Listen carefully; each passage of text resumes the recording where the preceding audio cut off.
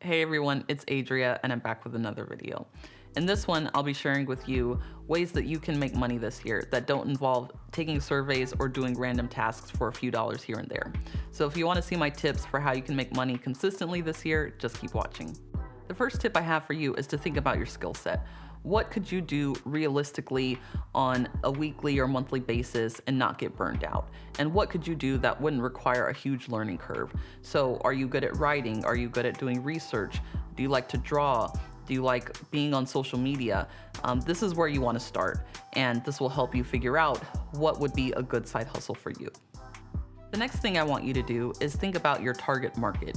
Who do you want to work with ideally? Do you want to work with school-age children? Do you want to work with pet owners, authors? There are tons of people that you could work with, but you need to be specific, and that will help you figure out how you're going to market to them. So that's what I want you to do, is figure out your target audience. The next thing I want you to do is to write down what your services will be. So write it down, figure it out, and record a short video of yourself describing what your services are, or consider writing a social media post. So after you've thought about your skill set and identified your target audience, what I want you to do is advertise. Let people know that you're ready for business.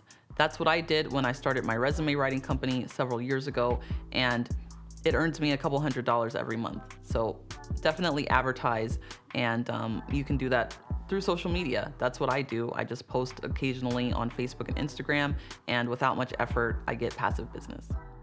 So those are just a few of my tips for how you can start a side hustle this year and start making money on a consistent basis. The key here is you have to take action, and you have to be willing to market on a regular basis so people know that you're still in business. What I want you guys to do is let me know what your side hustle is going to be this year. And if you have one already, let me know what it is. I hope you all have a great day, and I'll see you in the next video.